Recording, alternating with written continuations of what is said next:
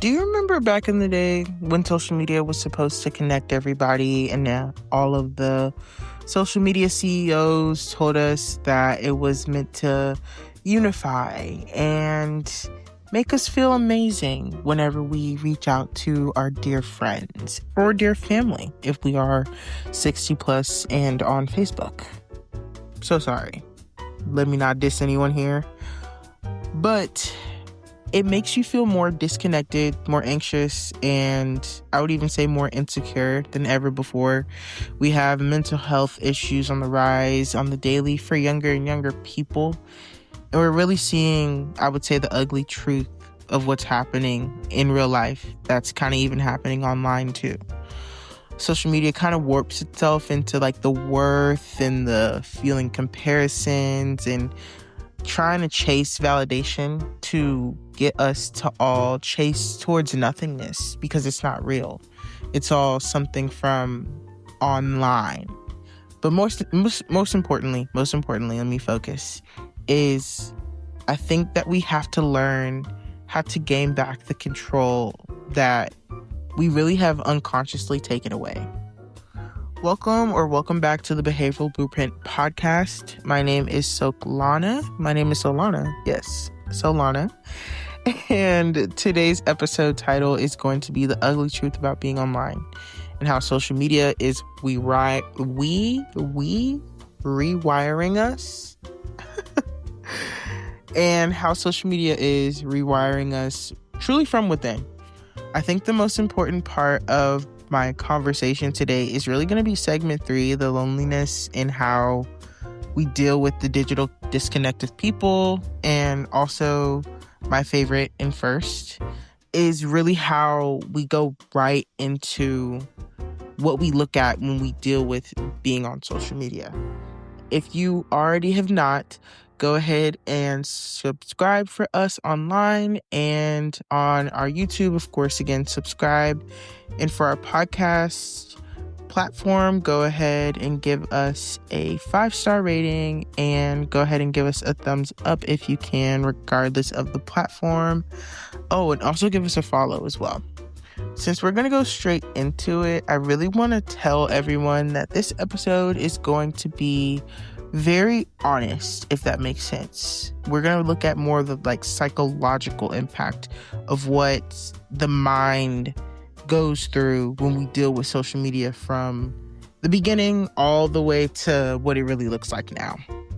So, my biggest issue that I've dealt with growing up was comparing myself online to other people that had really no extension of me except for the fact that they were this higher being that I thought was most important and I wasn't important at all. So I had value issues when it came down to the pressure to be aesthetic or be this thing or get this thing or get this thing. And I think a lot of girls deal with the weird feeling of having to compete with what the trends really look like day to day. And it can, of course, psychologically impact how we look at ourselves and how we kind of even create self-doubt at a young age.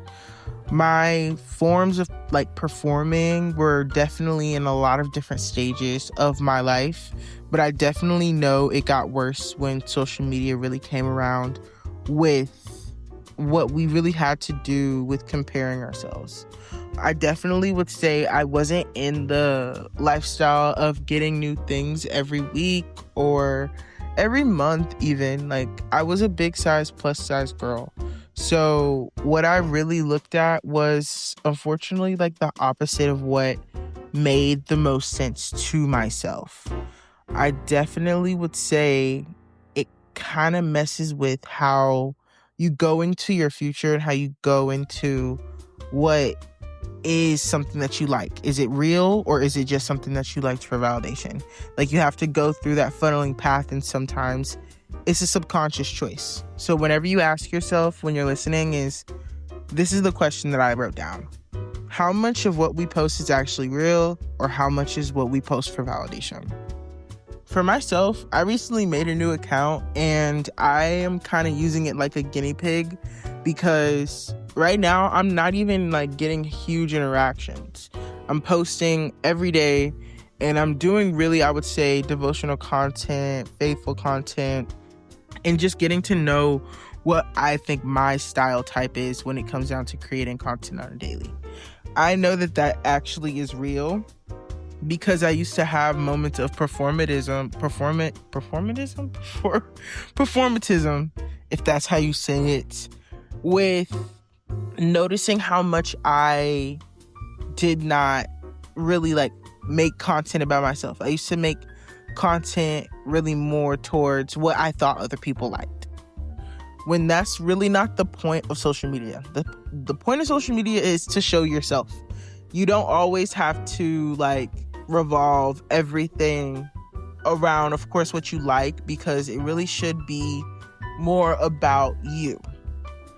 Talking about the choices that we really have to make between, is it authentic or is it validation?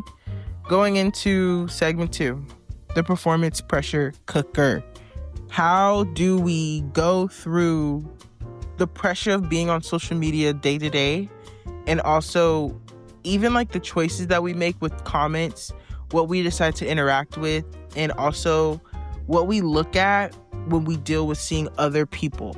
So for myself, I noticed that I used to be obsessed with commenting things. Like I used to be obsessed with saying the funniest comment so I can get the most likes on a TikTok, or not posting anything again, and then looking at like all these different types of tweets I see online that don't require me to show my face. Like there's weird little maneuvers that I used to do growing up that made me like not really show my face. And like saying this now, of course, it definitely sounds, I would say, a little bit odd, but it was just forms of me not knowing myself. And of course, that's the first step to acknowledging who you are.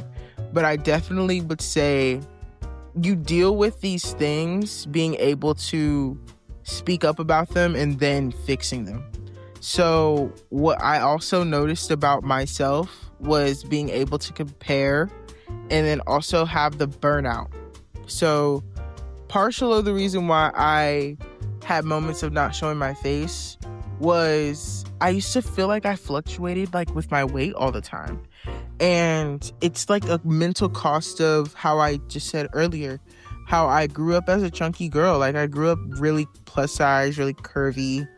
And what I used to look at online was basically the comparison of more skinnier girls, and wishing that I was this thing. When in reality, I was just fine the way that I was, but how society makes myself look at myself was, of course, the bigger problem. My point where I had to have that reality check was, I would definitely say, when I kept going through this cycle over and over and over and over and over again. Like this cycle continued on for years, where I kept having the dopamine, like where I was obsessed with comments, and then I kept going through the burnout. And then also, I would even say like comparison culture, like how I was always trying to perform to be another thing that wasn't real. I talked about this on my last episode, but it isn't fair to yourself where you're not the most authentic version of yourself. Like I'm still today learning who I am and learning where I come from and where I have to learn things, because I'm not perfect. I've hurt people before. I've done like very terrible things, and I'm also sometimes a little bit naive, but I've definitely learned from the situations that I've gone through that make me realize like, hey, you really have to grow past this negative cycle.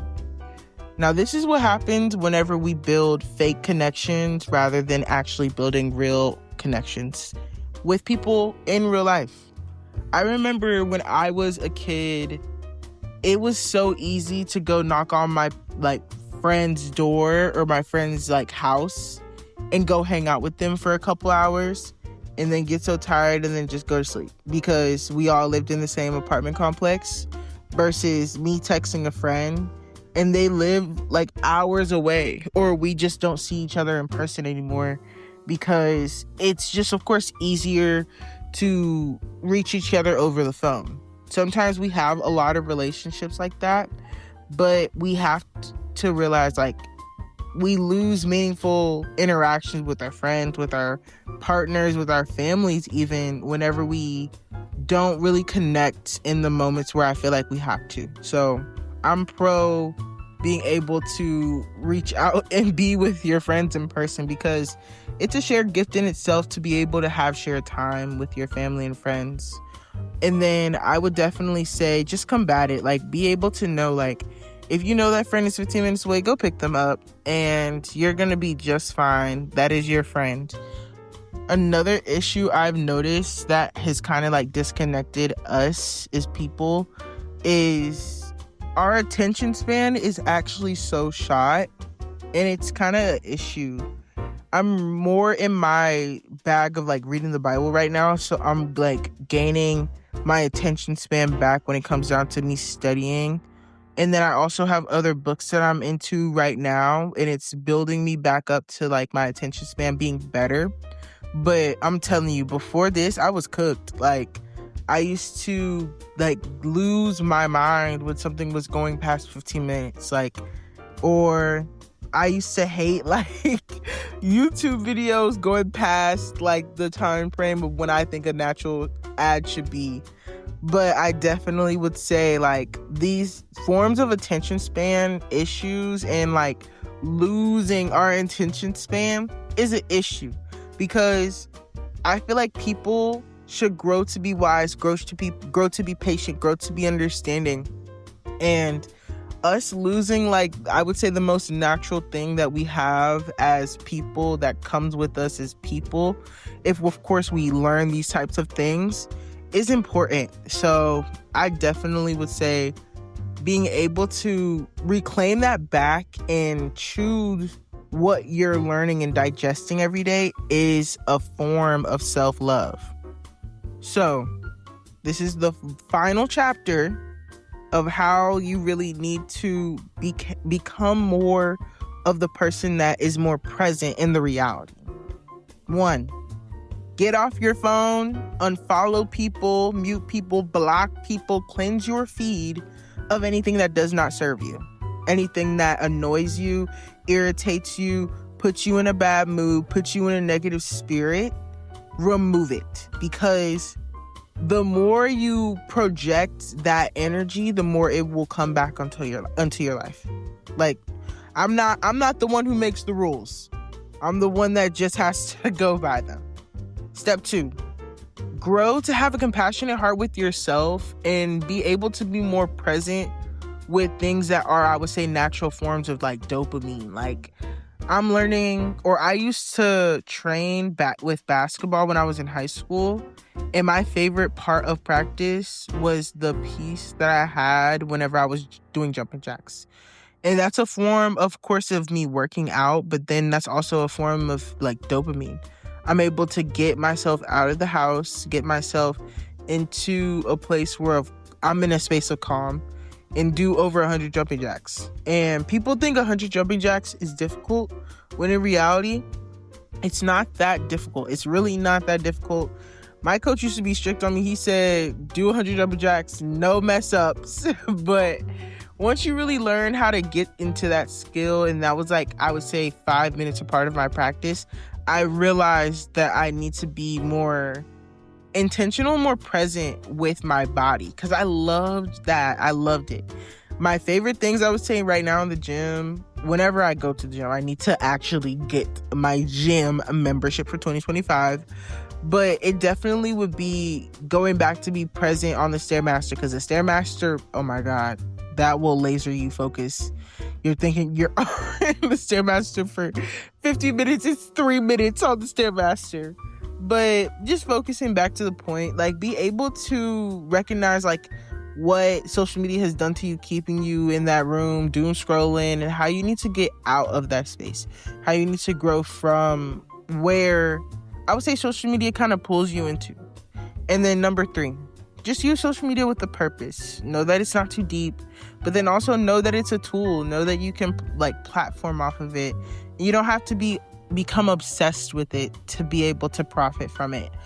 And know, like, the people that you should have in your feed and in your, I would say, little circle of who you follow, your little bubble, are just people that inspire you, people that could try to educate you or try to teach you about the things you interest in. And then also, like, people that can uplift you. So doing those, I would say, monthly or like every 3 months, go ahead and like just unfollow the people you know you don't like, or that you just follow and you don't even realize that you follow, because that happens more times than not. I definitely will tell you that. So just be careful and be able to like go into the steps of what I told you. Like, be able to rise up, be able to like get into that like understanding of what social media can do to you, know what it has to your health, and then also just be able to find a solution out of all of these different things. So just know that 2025 is not gonna let you just continue another year where you're just stuck into a place. Like, 2025 is gonna pull you out of that. You're not gonna be just more in a space where you can't think that you're gonna survive out of this funk. It's all a system, and you have to just change your environment. You have to change parts of who you are to be able to grow. So I wish you nothing but the best, and you have a wonderful rest of your day. I appreciate you, and thank you so much for listening.